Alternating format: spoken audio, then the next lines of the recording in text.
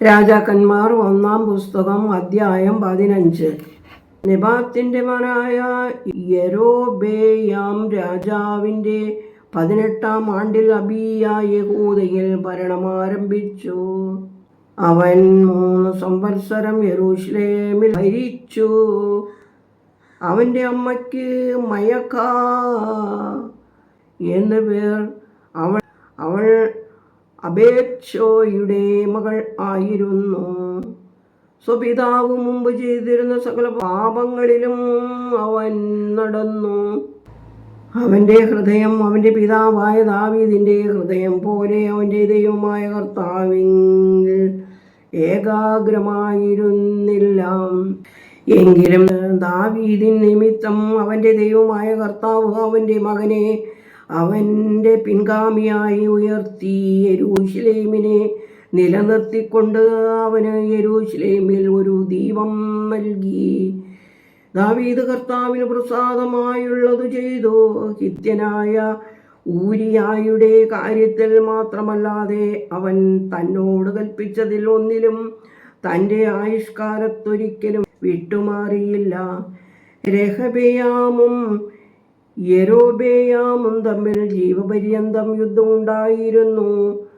അബിയാമിൻ്റെ മറ്റുള്ള വിവരങ്ങളും അവൻ ചെയ്തതെല്ലാം യഹൂദ രാജാക്കന്മാരുടെ ചരിത്ര പുസ്തകത്തിൽ എഴുതിയിരിക്കുന്നു.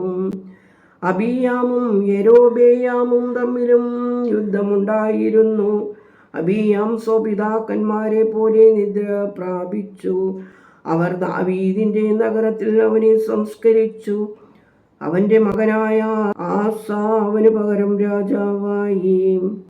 ഇസ്രായേൽ രാജാവായ യെരൊബെയാമിന്റെ 20-ാം ആണ്ടിൽ ആസ യഹൂദയിൽ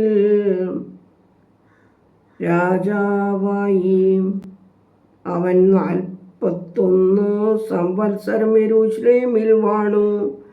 അവന്റെ അമ്മയ്ക്ക് മയാഖ എന്നു പേർ. അവൾ അബ്ശാലോമിന്റെ മകൾ ആയിരുന്നു. ആസ തൻ്റെ പിതാവായ ദാവീദിനെ പോലെ ദൈവത്തിന് പ്രസാദമായത് ചെയ്തു. അവൻ വ്യഭിചാരികളെ ദേശത്തു നിന്ന് പുറത്താക്കി. തൻ്റെ പിതാക്കന്മാർ ഉണ്ടാക്കിയിരുന്ന സകല വിഗ്രഹങ്ങളെയും നീക്കി. തൻ്റെ അമ്മയായ മയഖ അശേരയ്ക്ക് ഒരു മ്ലേച്ഛ വിഗ്രഹം ഉണ്ടാക്കിയിരുന്നത് കൊണ്ട് അവൻ അവളെ ശ്രേഷ്ഠ സ്ഥാനത്ത് നിന്ന് നീക്കി.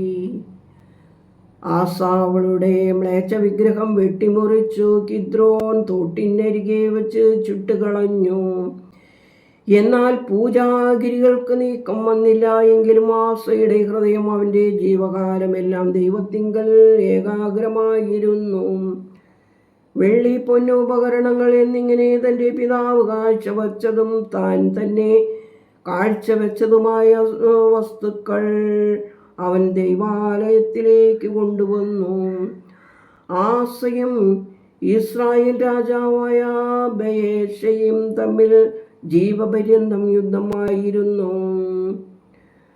ഇസ്രായേൽ രാജാവായ ബയെശ യഹൂദരുടെ നേരെ വന്നു. യഹൂദ രാജാവായ ആസയുടെ അടുക്കൽ പോകുവാനും വരുവാനും ആരെയും അനുവദിക്കാതിരിക്കാൻ റാമയെ പണിതുറപ്പിച്ചു. അപ്പോൾ ആസ ദൈവാലയത്തിലെ ഭണ്ഡാരത്തിൽ ശേഷിച്ചിരുന്ന വെള്ളിയും പൊന്നും രാജഗൃഹത്തിലെ ഭണ്ഡാരവും എടുത്ത് തൻ്റെ ഭൃത്യന്മാരുടെ കയ്യിൽ ഏൽപ്പിച്ചു.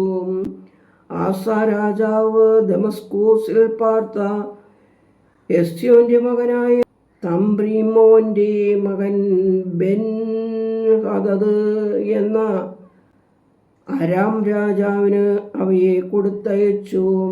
എനിക്കും നിനക്കും എൻ്റെ പിതാവിനും നിന്റെ പിതാവിനും തമ്മിൽ സഖ്യമുണ്ടല്ലോ.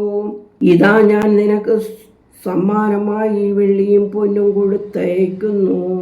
ഇസ്രായേൽ രാജാവായ ബയെശ എന്നെ വിട്ടുപോകേണ്ടതിന് നീ ചെന്നവനോടുള്ള നിന്റെ സംഖ്യം ഉപേക്ഷിക്കണം എന്ന് പറയിച്ചു.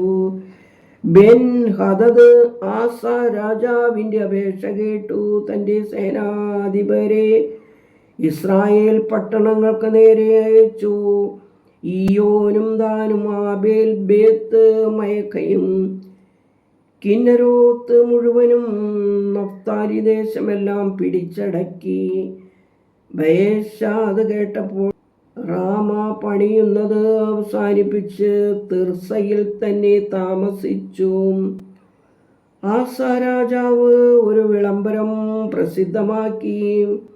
സർവ്വയഹൂദരെയും വിളിച്ചുകൂട്ടി. അവർ ചെന്നു ബയേശ പണിതുറപ്പിച്ച റാമയുടെ കല്ലും മരവും എടുത്തുകൊണ്ടുവന്നു.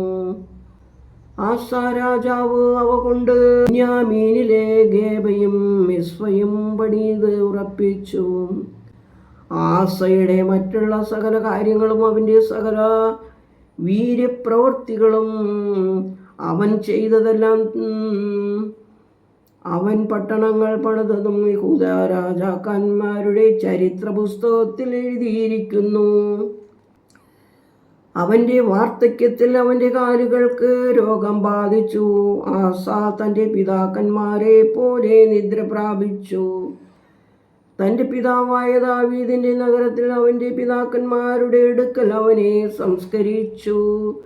അവൻ്റെ മകൻ യെഹോശാഫാത്ത് അവന് പകരം രാജാവായി. യഹൂദ രാജാവായ ആസയുടെ 2-ാം ആണ്ടിൽ യെരോബെയാമിൻ്റെ മകനായ നാദാബ് ഇസ്രായേലിൽ രാജാവായി. അവൻ 2 സംവത്സരം ഇസ്രായേലിൽ ഭരിച്ചു.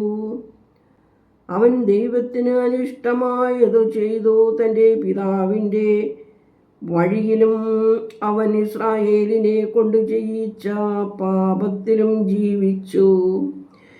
എന്നാൽ ഇസ്സാഖാർ ഗോത്രക്കാരനായ അഹീയായുടെ മകനായ ബയേശ അവന് വിരോധമായി സംഘടിച്ചു.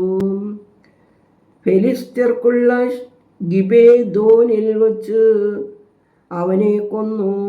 നാദാബും എല്ലാ ഇസ്രായേലും ഗിബെഥോനെ വളഞ്ഞിരിക്കുകയായിരുന്നു. ബയേശ അവനെ യഹൂദ രാജാവായ ആസയുടെ 3-ാം ആണ്ടിലാണ് കൊന്നത്.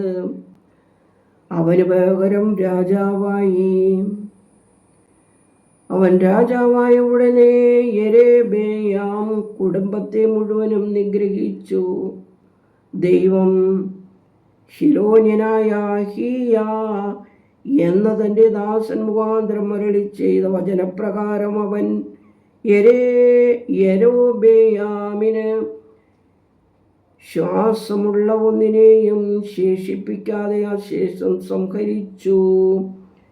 യെരൊബെയാം ചെയ്തതും ഇസ്രായേലിനെ കൊണ്ട് ചെയ്യിച്ചതുമായ പാപങ്ങൾ നിമിത്തവും അവൻ ഇസ്രായേലിൻ്റെ ദൈവത്തെ കോപിപ്പിച്ചതും നിമിത്തവും അത്രേ.